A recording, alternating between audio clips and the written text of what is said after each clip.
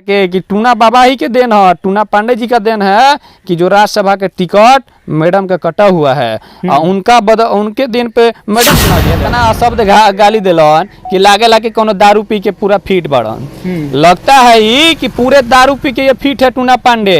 देखते हैं फेसबुक के माध्यम से कैसे गाली देते हैं, लगता है पीएचडी कर ले। अजय भास्कर कहतनी कि कुछ दिन में उपचुनाव होके वाला बा मुखिया संघ के, उ चुनाव लड़लस उनकरा के 10 गो वोट ना मिली। हम कहतनी कि 10 गो मुखिया उनकरा के वोट ना दी और गद्दार नेता हुआ साबुद्दीन साहब के परिवार के साथ रहे वाला ना हुन, खाली ऊपर से दिखावे खातिर बड़न, सिर्फ ऊपर से दिखावे खातिर।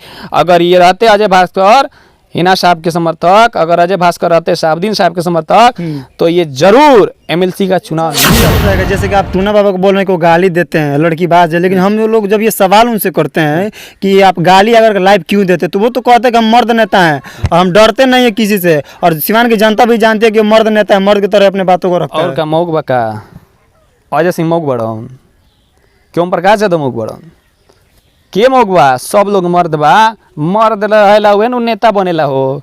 जौन गोली से न डराई, जौन जेल से न डराई, जौन कुछ से न डराई, वह राजनीति में नुआई। तो काला तो टूना बटरा चल उनका के उ कहत रहे कि हम मर्द बानी, फेसबुक पे आके गाली दे देला ना, कहत रहे कि हम मर्द बानी। उ मर्द कहल जाई, मर्द ओकरा के कहल जाए भारी भरकम से जवाब देवेला, वक्त पे जवाब देवेला, लड़ेला, जनता खातिर लड़ेला। ओकरा विनोद जायसवाल बन जीतन का बा उनका हिम्मत। ये साबुद्दीन साहब का परिवार का देन है, ये राष्ट्रीय जनता दल का देन है कि विनोद जायसवाल बन गई एमएलसी। आयल बड़न कभी कितना डेली तो जनप्रतिनिधि का मर्दों हत्या होता हो, आयल बड़ने क्वालिफिकेशन में संसद बने वाला कि जो अटल बिहारी वाजपेयी से साबुद्दीन साहब लेलन तो नरेंद्र मोदी से जाके लोकसभा में लेके आओ। हम सीना ठोक के कहतनी कि शेर के बेटा वेला बा। स्काई लाइव न्यूज़ बिहार और मैं आपके साथ रोहित कुमार। बता दें भाई हमारी टीम दरौली विधानसभा क्षेत्र के अंतर्गत जो बिजुलिया गांव है, अभी हम उसी बिजुलिया गांव में आए हुए हैं। अभी हमारे साथ बीडीसी पति यानी एजाज खान हमारे साथ जुड़े हैं बातचीत करने के लिए। आइए हम इसे सबसे पहले बातचीत करते हैं। एजाज जी सबसे पहले तो बहुत बहुत स्वागत है। आपके चैनल को भी हमारे तरफ से स्वागत है और आपके जितने फॉलोअर्स हैं, जितने हमारे गार्जियन तुल्य लोग, हमारे नौजवान साथी भाई, सभी को हार्दिक स्वागत शुभकामनाएं देता हूँ। सबसे पहला सवाल आपसे ये रहेगा कि जो सिवान के पूर्व सांसद यानी डॉक्टर मोहम्मद साबुद्दीन साहब के जो सिपाही हैं अजय भास्कर चौहान और टूना पांडे, वो कहते हैं कि मैडम को हम चुनाव जिता देंगे। कौन सिपाही है? अजय भास्कर चौहान और टूना पांडे। कौन टूना पांडे है? जो 2 बार एमएलसी टूना पांडे को आप नहीं जानते हैं? ना, टूना पांडे को नहीं जानते। एक पूर्व एमएलसी थे जो लड़की ट्रेन में छेड़छाड़ किए, तो वही टूना पांडे क्या? वही टूना पांडे हैं। तो आप बोले हैं कि साबुद्दीन साहब के दोनों सिपाही हैं। मैं आपके चैनल के माध्यम से बोलता हूँ कि ये दोनों सिपाही नहीं हैं, ये दोनों लोग गद्दार हैं। ये आपके चैनल के माध्यम से मैंने कल देखा इंटरव्यू टूना पांडे का कि टूना बाबा बोल रहे हैं क्या कि अगर मैडम चाहेंगी तो लोकसभा जी से चाहेंगी लड़ाएंगे, हम उनके साथ हैं। अगर मैडम चाहेंगी तो हम भी चुनाव लड़ सकते हैं, अगर मैडम का परिवार भी लड़ता है तो हम उनके साथ हैं। 3 बात आप नोट किए हैं अपने चैनल में ना? तो मैं उनको बता देता हूं आपके चैनल के माध्यम से, कान खोल के बाबा सुन लस। वो चाह रहे हैं टूना पांडे कि मैडम और राजद परिवार को मैं कैसे दूरी करूं। इन्हीं का देन है, इन्हीं का टिकट राज्यसभा का काटा हुआ है। ये चाह रहे हैं कि किसी तरह से मैडम से लगाव रखे ऊपर से, ताकि मुस्लिम वर्ग हमें वोट करे, किसी चुनाव में लड़े, चाहे हमारे भाई लड़स। तो वो है विधायक जी चिन्ह तरह बच्चा पांडे के बड़हरिया के मियाँ जी लोग के देन है कि वो बन गई ना, तो बनतन थोड़ी ना राजद की टिकट पैलन, भाग उनकर छोड़ा सब मैंने मियाँ जी के देन राज करत रहन। और फिर चाहत रहन मियाँ जी लोग के टीका लगा के मारे खातिर चाहत रहन टूना पांडे बाबा कि हम केहू तरिया मुसलमान के और मैडम के नाम पे मुसलमान लोग के बरगला दी और फिर से हम राज करी। तो सिवान के जनता होके ना दी। और टूना बोलनी ना तरह के कि टूना बाबा ही के देन है, टूना पांडे जी का देन है कि जो राज्यसभा के टिकट मैडम का कटा हुआ है और उनके दिन पे मैडम चुनाव जीत जाएगी। आपके कहने पे हमारे ब्राह्मण भाई कितना वोट देंगे? अगर मानता हूं कि अमरेंद्र पांडे यानी कि पप्पू पांडे जी कुछ कह दिए तो सिवान की जनता वोट दे सकती है, लेकिन आपको कहने पे आप तो एक वार्ड के चुनाव ना जीत बतू जोन तहार रवैया बा। जो 2 बार एमएलसी रह चुके आप उनको कैसे कह सकते हैं? उनका भाई विधायक, उनका भाई विधायक, आप उनको बोलने का वार्ड का चुनाव हम चैलेंज कहतनी भाई कि वो एगो वार्ड के चुनाव ना जीती हन, ताकि फेसबुक लाइव पर जो नेता गाली दी, कभी जटा शंकर सिंह के गाली दी, कभी अजय सिंह के गाली दी, कभी ओम प्रकाश यादव के गाली दी, और कभी से हमार गबन भाई बड़न उनकरा के गाली दी, गबर यादव। जनता कभी लाइक करेगी क्या गाली देने वाले को? जनता उसको लाइक करेगी जो सिवान की आवाज़ को उठाए, जो सिवान की मजदूर की समस्या सुने, जो सिवान के लिए विकास करे। इनका क्या सुनेगी? एम्बुलेंस चोर। टूना बाबा तो कह रहे हैं ना, जो जिस तरह से आशीर्वाद लेते हैं हम उस तरह से देते हैं आशीर्वाद, क्योंकि हम ब्राह्मण है, क्योंकि वो कहते हैं ब्राह्मण है भैया, अपना आशीर्वाद देते हैं। सच में होम्योपैथी डॉक्टर हमें, सच में ब्राह्मण आशीर्वाद देता है, इसमें कहीं से दो राय नहीं है। लेकिन इनका नहीं लगता है कि ब्राह्मण का आशीर्वाद है। ये तो लगता है आप क्या बोली तारा मीडिया के माध्यम से भाई, इतना अशब्द गाली दिलन कि लागेला कि कोनो दारू पी के पूरा फिट बढ़न। लगता है ही कि पूरे दारू पी के ये फिट है टूना पांडे। देखते हैं फेसबुक के माध्यम से कैसे गाली देते हैं, लगता है कि पीएचडी कर लिए बढ़न गाली देवे में। अरे तारा के हम कहत नहीं टूना बाबा, तारा के हाथ जोड़ के अपन इज्जत बचाव। अब रह गई बा तहार उमर पूजा पाठ करे खातिर। ब्राह्मण बहुत देवता हन, सब जाति के देवता हन। हम कहतनी कि ब्राह्मण बहुत बुद्धिजीव आदमी हो, लोग बहुत चलाक वर्ग हो। तारा की तरह बकलो ला के गाली देवाला ना, वो लोग जबान से गाली देवाला ना, लोग कलम से जवाब देवाला लोग हो। आ तू का पता कैसन ब्राह्मण बड़ा कि दे के आवेला गाली देवे खातिर। हम तारा से ये कहब कि अपन इज्जत बचावा, यही में भलाई बावे। आ तू एक वार्डो के चुनाव नहीं जीवा, तू का तार पूरे परिवार ना जीती वार्ड के चुनाव। हम ये कह चाहते नहीं नो कि आप यही कहते हैं कि हमारा परिवार राजद में, कुछ दिन पहले उन्होंने बोला था आपके मीडिया के माध्यम से, मैं किसी इंटरव्यू देखा था कि हमारा परिवार एक को राजद में नहीं खे। और तार भाई विधायक बड़न जी राजद से, तू चाहत रह कभी जाता रह भाजपा में, कभी जाता रह राजद में, कभी जाता रह चिराग पासवान लगे, कभी काल तो देखो हमारा लगा था कि तू मालहू में जा सकत रह। माला में? हाँ भाई, कैसे कहते कि माला में काल हम देखे उनकर चैनल कि यहाँ दूधू को विधायक बड़न माले की भी टिकट मिल सकता लोकसभा के, ताकि चाहत रहे कि माले के तनी चपलोसी करे तो हो सकता कि दीपंकर भ्रष्टाचार कहे कि तू ही लड़ लोकसभा के चुनाव हुआ। महागठबंधन की तरफ से रही है चुनाव, जीत जी। अच्छा, एक सवाल आपसे ये और रहेगा, जैसे कि आप टूना बाबा को बोल रहे हैं कि गाली देते हैं, लड़कीबाज है, लेकिन हम लोग जब ये सवाल उनसे करते हैं कि आप गाली अगर लाइव क्यों देते, तो वो तो कहते हैं कि हम मर्द नेता हैं और हम डरते नहीं है किसी से, और सिवान की जनता भी जानती है कि मर्द नेता है, मर्द की तरह अपने बातों को रखता है। और का मौक बका अजय सिंह मौक बड़न, क्यों प्रकाश यादव मौक बड़न, के मौक बा? सब लोग मर्द बा, मर्द रहेला हुए न नेता बनेला हो। जौन गोली से न डराई, जौन जेल से न डराई, जौन कुछ से न डराई, वह राजनीति में नु आई। तो काला तो टूना बटरा चलन का के उ कहत रहे कि हम मर्द बानी, फेसबुक पे आके गाली दे देला ना, कहत रहे कि हम मर्द बानी। उ मर्द कहल जाई, मर्द ओकरा के कहल जाले भारी भरकम से जवाब देवेला, वक्त पे जवाब देवेला, लड़ेला, जनता खातिर लड़ेला, ओकरा के हम मर्द कहन। और गाली देवेला कोनो मर्द ना हो। तो टूना बाबा का बड़न? टूना बाबा उहे नु जानत रहन कि हम का बनी। अब उनकरे से पूछ लिया कि का बड़न। अब बात करेंगे अजय भास्कर चौहान को लेकर के, जैसे कि आप कह रहे हैं कि वो अजय भास्कर चौहान उनका सिपाही नहीं है, लेकिन वो हम लोग हर एक सवाल उनसे करते हैं लोग, और हर एक सवाल का वो जवाब देते हैं। अजय भास्कर कहतनी नु कि कुछ दिन में उपचुनाव होके वाला बा मुखिया संघ के, उ चुनाव लड़लस, उनकरा के 10 गो वोट ना मिली। हम कहतनी नु कि 10 गो मुखिया उनकरा के वोट ना दी। और गद्दार नेता हुन, साबुद्दीन साहब के परिवार के साथ रहे वाला ना हुन, खाली ऊपर से दिखावे खातिर बड़न, सिर्फ ऊपर से दिखावे खातिर। अगर ये रहते अजय भास्कर हिना साहब के समर्थक, अगर अजय भास्कर रहते साबुद्दीन साहब के समर्थक, तो ये जरूर एमएलसी का चुनाव नहीं लड़े होते। क्या मैडम इनको बोली थी कि एमएलसी का तू चुनाव लड़ जा? अगर मेरे समर्थक हो आप, फिर आप कैसे हमारे बेकहने पे आप चुनाव लड़ सकते हो भाई? इन्होंने एमएलसी का चुनाव लड़ा था, और एमएलसी का चुनाव राजद इनको नहीं दिया। यही खातिर बिलैया की तरह वो खिलाइल बड़न की केने हमारे दूध मिली पिए खातिर। यानी आपके कहने का मतलब है कि राजद और हिना मैडम की बीच की दूरी अजय भास्कर चौहान, ये नहीं अजय भास्कर और टूना पांडे, ये दोनों लोग अजय भास्कर चौहान और टूना पांडे। जी बिल्कुल बिल्कुल, ऐसा कैसे कह सकते हैं? ये है ना भाई, आप ऊपर से देखिए डेली लागत था कि हाँ साबुद्दीन साहब के परिवार के तारीफ, हिना साहब के तारीफ, और 3 बार लोकसभा के चुनाव लोग इनके लोग ऐसा लोग हरा देलक। कालो कहन, कालो इनकर इंटरव्यू के परसों में देखो तू चलैले रहनु, कहत रहन का कि अगर सिवान की जनता मालिक लोग चाहिए, मैडम चाहिए, तो हम लोकसभा लड़े, केहू के लड़ाइए तो हम उनकरा के सपोर्ट करके जिता देव। अब मैडमो चाहिए तो लड़िए तो हम उनका सपोर्ट करब, लेकिन कुछ लोग इन्हीं में लोग बाकी जो हरा दी। लेकिन वो कह रहे हैं कि जैसे कि मैडम चाहेंगे तो चुनाव लड़ेंगे, हम मैडम के साथ है, या फिर मैडम जिसको चुनाव लड़ाएंगे हम उसके साथ। मैडम क्यों चाहेंगी? टूना पांडे की तरह लोग को चाहेंगे, और लोग नहीं है? और लोग हैं कि नहीं? टूना पांडे की तरह लोग को चाहेंगे कि मैडम चुनाव लड़ा दी है? मैडम सिवान की जनता के लिए की हैं, सोसामा साहब सिवान की जनता के लिए की हैं, साबुद्दीन साहब सिवान की जनता के लिए किए हैं, और टूना पांडे को टिकट दिया जाएगा? और लोग नहीं है सिवान के लिए?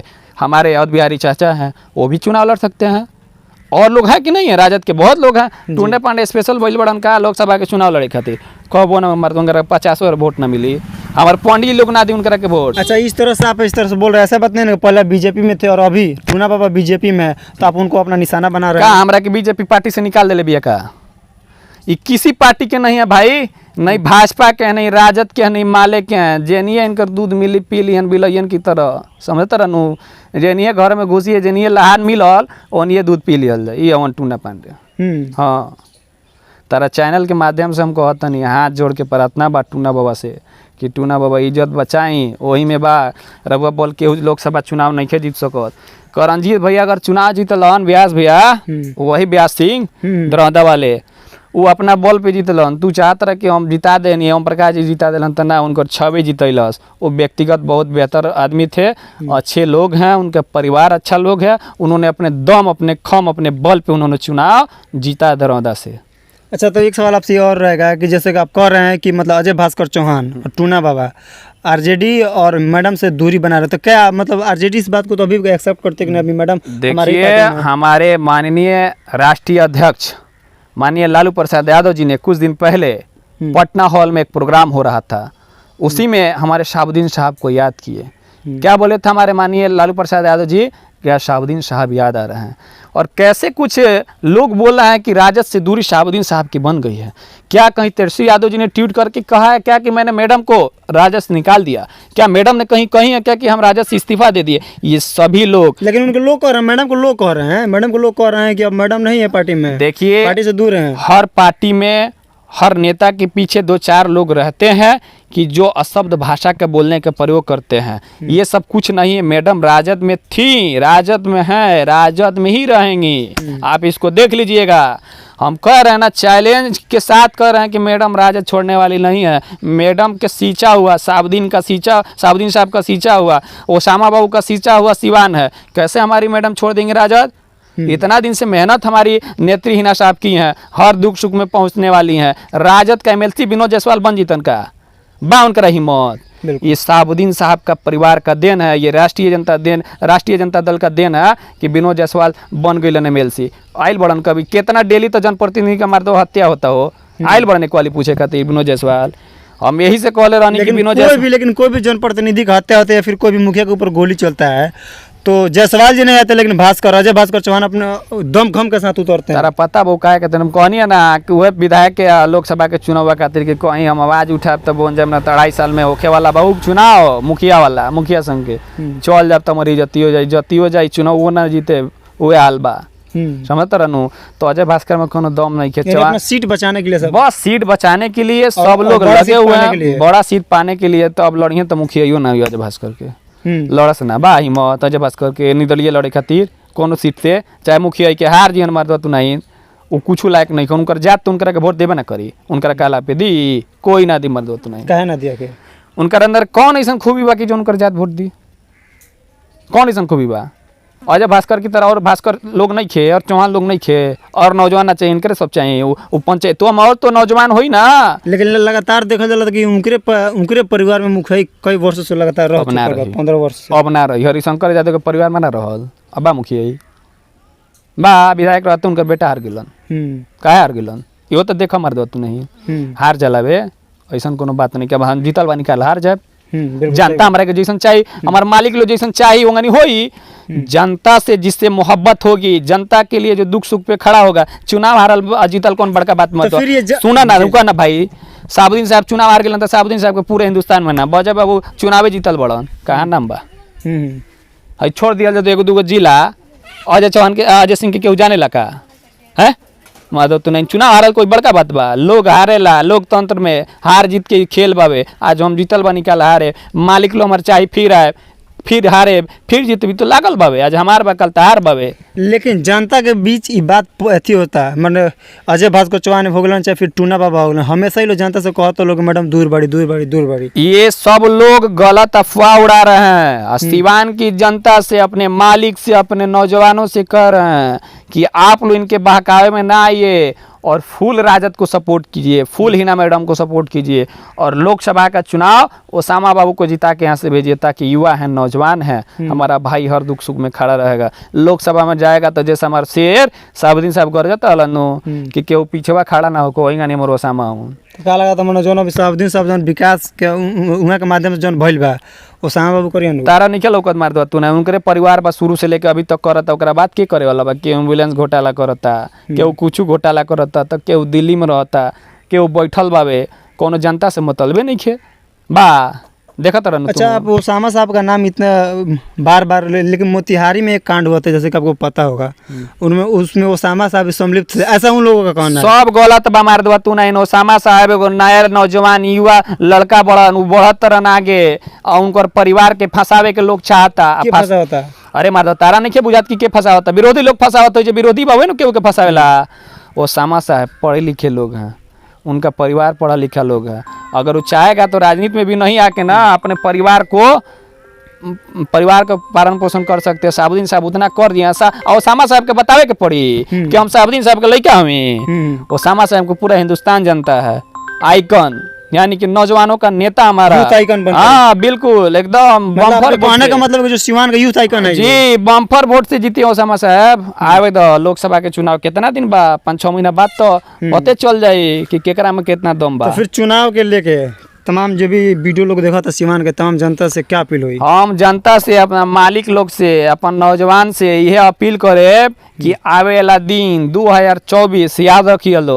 और राष्ट्रीय जनता दल के तरफ से ओसामा साहब वही हैं, ये एकदम कन्फर्म बा। तो हम लोग बहुमत से वोट दे के उनकरा के जिता के लोकसभा भेजिए लो। और जो सिवान के विकास रुकल बा ओकरा के पूरा करिए लो। और दूसरा के बस के बात नहीं के टूना पांडे होकर, अजय भास्कर होकर या कोई के कि जोन काम कर दी ओसामा साहब से ही होई, ताकि शेर के बेटा शेर ना होई, बिलाई होई। शेर हमारा शेर ओसामा साहब शेर है थे और आज भी बादों में रहियन। ये लिख लिया। साहबुद्दीन साहब मर गिलन लेकिन लोग बहुत जिंदा बानो। बड़का बड़का मंत्रियों लोग के नाम उनकर आगे भुता गेल बा। मरला के बाद समझ लो जिंदा रहतन त का होई। ये पूरे सिवान के बिहार के नेता ना रहलन, हिंदुस्तान के गरीब के मजदूर के मसीहा रहलन, जो लोकसभा में आवाज उठावत रहलन, जोना से राष्ट्रपति पूर्व प्रधानमंत्री अटल बिहारी वाजपेयी से वो पुरस्कार ले बड़न। बा के उदम में लेवे के तन लेके दिखाओस ना। बा के उस सिवान में संसद बने वाला कि जो अटल बिहारी वाजपेयी से साहबुद्दीन साहब लेलन तो नरेंद्र मोदी से जाके लोकसभा में लेके आवो। हम सीना ठोक के कहतनी कि शेर के बेटा वेला बा, ये क्यों रोकी ना। चलिए परिचय बता दीजिए। एजाज अहमद मानपुर पते जी, बीडीसी प्रतिनिधि। चलिए, तो हमारे साथ एजाज खान जी थे जिन्होंने अपने बातों को बड़ी ही बेवकूफ़ तरीके से रखा और इन्होंने साफ तौर पर जो टूना पांडे है और अजय भास्कर चौहान उन पर इन्होंने साफ तौर पर अपना निशाना साधा। बहरहाल ये खबर आप देख रहे हैं स्काई लाइव न्यूज़ बिहार पे।